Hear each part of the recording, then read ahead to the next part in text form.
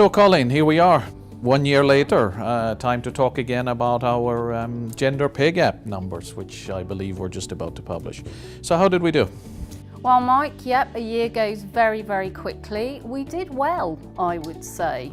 We can't get complacent, that's for sure, but the figures show that we've made improvement. So if you remember last year, our pay gap was at 32.3.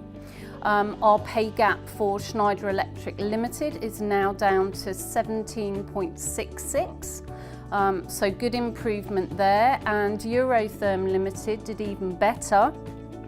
Their pay gap was at 44.51, and now this year they're at 14.99. Okay, very good. So I mean, on the face of it, quite a substantial improvement that we can probably be happy with.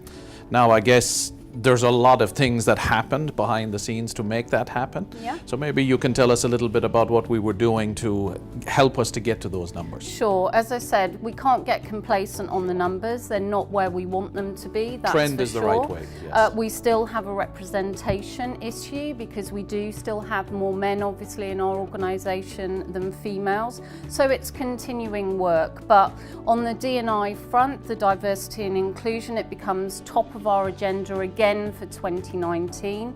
We've increased our STEM numbers, our ambassadors that are going into schools and colleges, from 98 to 110. So a thanks to all those STEM ambassadors. They're doing great work and we look for them to continue.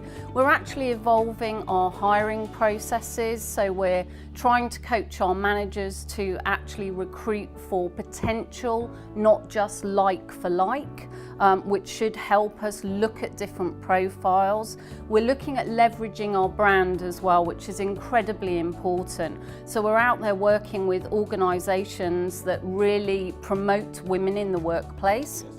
We're working with people like Where Women Work, and in fact on Tuesday we had an event in our London office with Work 180. We had about 40 people there, and that was all about leveraging your brand to attract diverse profiles, which is fantastic.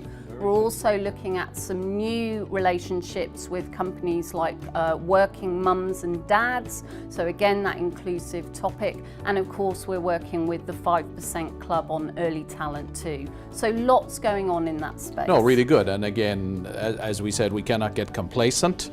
We're very pleased to see the numbers going in that direction. A lot of things happening in the background to make that happen.